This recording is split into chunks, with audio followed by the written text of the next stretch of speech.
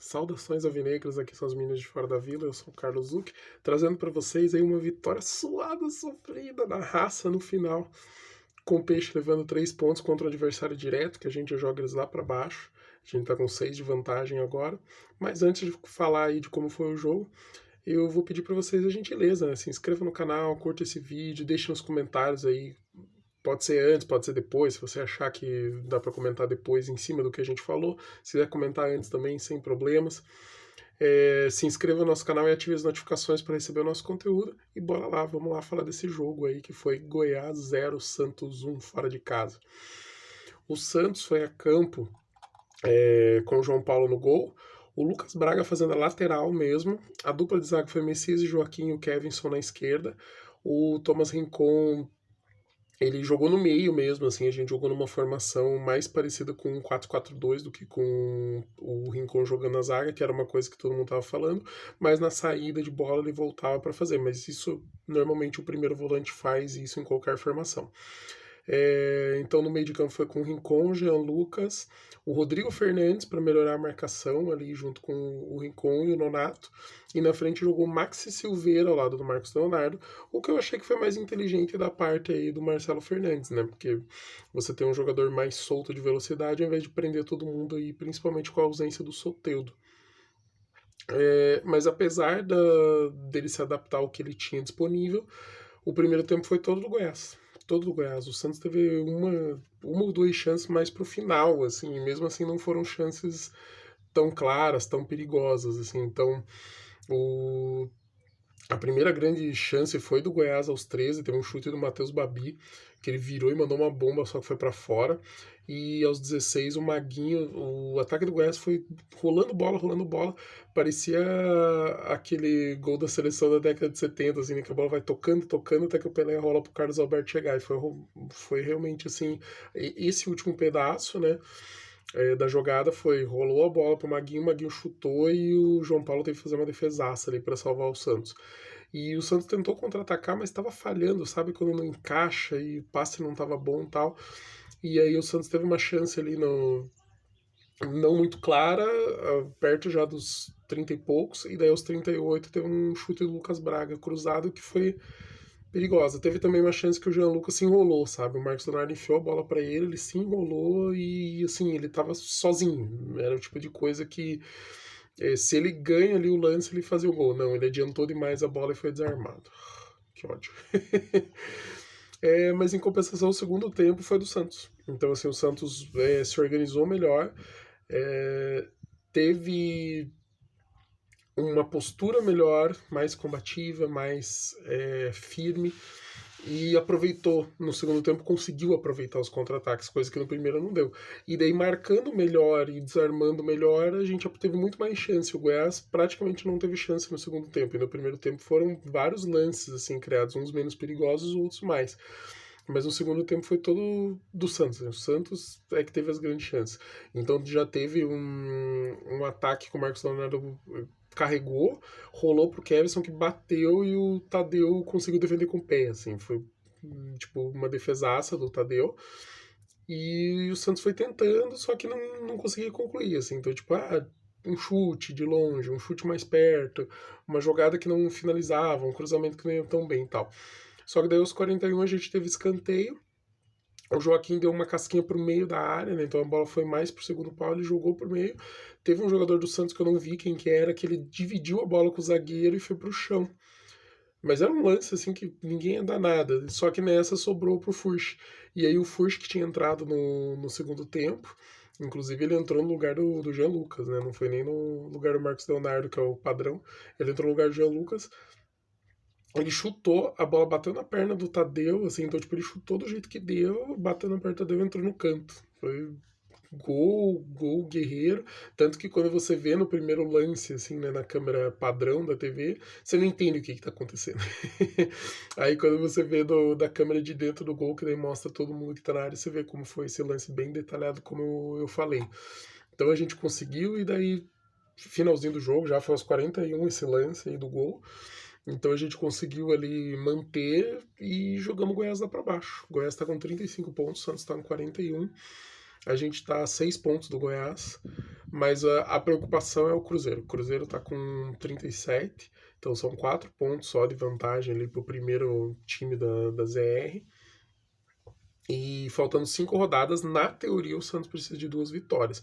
Porém, a gente tem que ficar esperto, porque assim, como o América Mineiro tá com pouquíssimo ponto e o Curitiba também tá com poucos pontos, a tendência e aquele bolo ali tá muito equilibrado, talvez precise de mais pontos esse ano para não cair.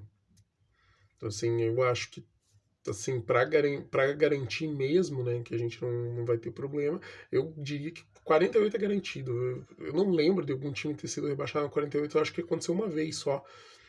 Ou 48 foi o máximo assim que o time precisou fazer para se safar, uma coisa assim, não sei exatamente, mas a gente precisa desse pouquinho mais, assim, sabe? E aí, como que ficou o campeonato, né? Então, o Santos agora está em 13º com esses 41 pontos. Estamos com a mesma pontuação do nosso rival Corinthians, porém nós temos 2 vitórias a mais, então estamos na frente.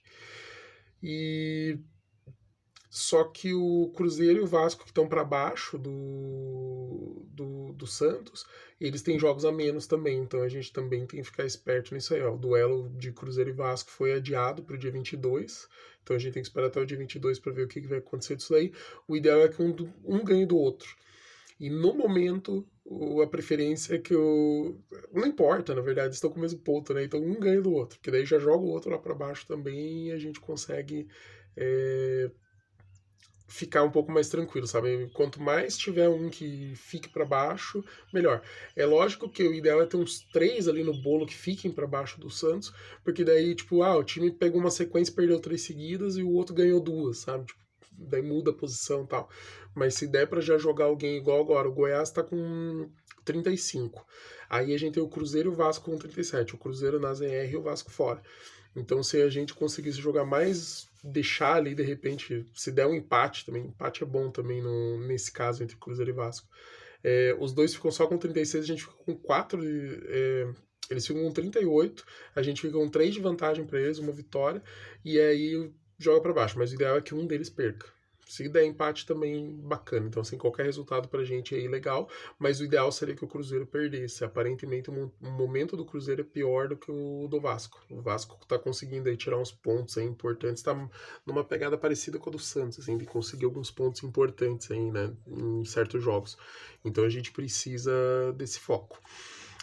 Para a próxima rodada, né, na sequência, o Goiás vai para Belo Horizonte para enfrentar o Atlético Mineiro que está numa crescente. Então, excelente para nós que perca para o Galo já, porque daí já fica lá para baixo. Sabe assim, é um time que daí a gente já começa tipo, é o terceiro que deve ficar ali na lista dos 4 rebaixados. Então, pra gente, pensando nós santistas, melhor que o Goiás já perca logo. E a gente vai enfrentar o São Paulo no domingo, 6h30, é o mesmo horário ali do jogo do Goiás, só que na Vila nós vamos ter o clássico Sansão.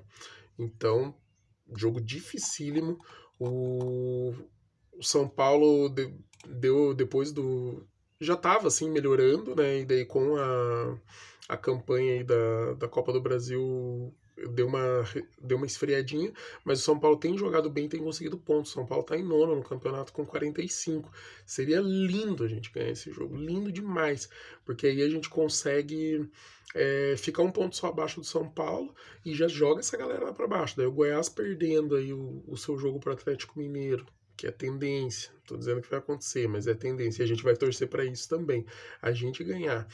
E de repente o Cruzeiro perder pro Curitiba, o Cruzeiro vai jogar contra o Curitiba em Curitiba. Então, se o Curitiba conseguisse dar esse gás igual fez em alguns jogos, assim, jogos mais importantes, então ganhou do Atlético Paranaense, agora ganhou do América Mineiro e rebaixou o América Mineiro, né? Foi o primeiro que foi aquela coisa assim de sair com honra do campeonato, tal, não sei o quê. Seria lindo, porque daí a gente deixa o Goiás e o Cruzeiro lá para baixo e a gente sobe num nível ali que a gente está quase livre. E aí seria legal, daí nesse caso, né, se o Cruzeiro realmente perder pro Curitiba e a gente ganhar do São Paulo, o ideal seria que o Cruzeiro perdesse pro Vasco. Deixa o Cruzeiro com 37, a gente vai para 44, faltando aí 3 rodadas para acabar o campeonato. E com esse jogo pendente, né? Lembrando isso também. Mas o cenário é difícil. A gente tem uma sequência de jogos, então, por exemplo, como eu falei, né, o Atlético Mineiro deu uma melhorada aí, tá numa crescente, mas foram 3 vitórias e os 2 últimos jogos já foram empates. Quem tá bem, que tá numa crescente incrível, é o Grêmio. O Grêmio tá com 5 vitórias seguidas, então cresceu muito no campeonato. Entrou na briga pelo título, ainda mais ganhando o Botafogo. E o Botafogo tá com uma sequência de 1 empate, 4 derrotas seguidas. Muito absurdo, né?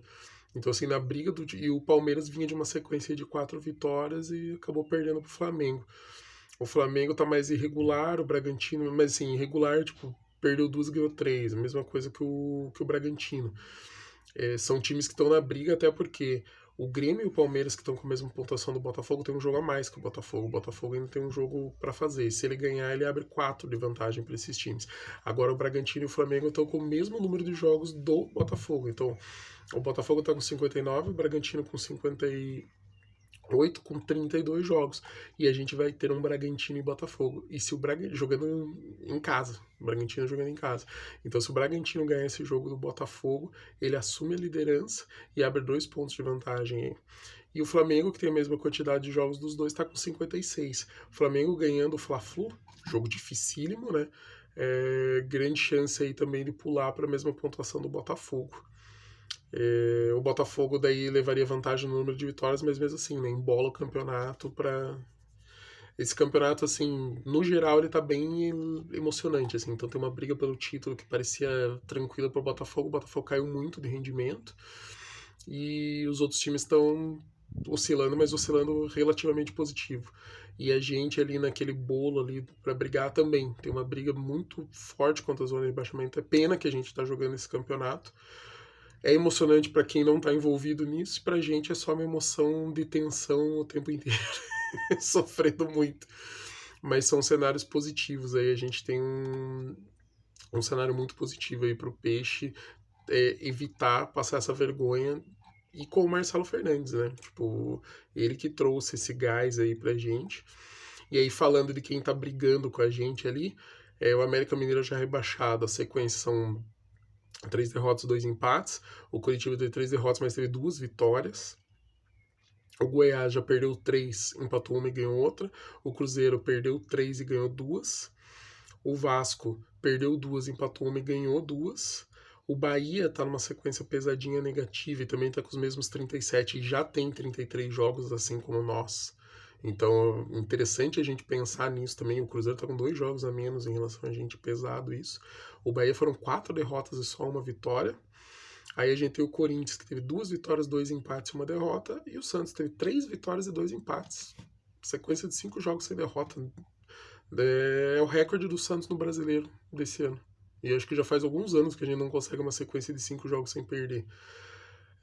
A gente tem o Fortaleza, tá numa sequência ruim também. Foram 4 derrotas e 1 empate. Eles têm 2 pontos a mais que a gente, só que eles têm 2 jogos a menos. E tem um elenco mais gabaritado, assim. Então, o Fortaleza é questão de ganhar aí talvez 2 jogos de 5. Na verdade, eles ainda têm 7 para fazer. Então, se ganhar 2 jogos de 7, nada impossível, por mais que o momento não seja positivo. E é isso, galera. O cenário é esse. A gente tá numa sequência interessante de não perder. Então, desde das últimas derrotas aí, a gente tá mais forte, mais fortalecido. Eu sei que a derrota do 7-1 foi pesada, mas talvez tenha vindo na hora certa para acordar, mas não pelo 7-1. Poderia ter sido 3-1 e a gente acordar do mesmo jeito. Mas é isso, galera. Vamos lá, vamos pra cima, vamos ganhar esse clássico. É possível, o Santos é um time competitivo. É muito difícil porque o elenco do São Paulo, o time do São Paulo tá ajeitado e o elenco é forte. Então a gente tem que jogar para não ter erros. A gente não pode ter erros. Não tendo erros, a gente consegue ter uma ou outra chance aí para matar esse jogo, porque a gente tem feito isso contra os adversários que a gente tem enfrentado.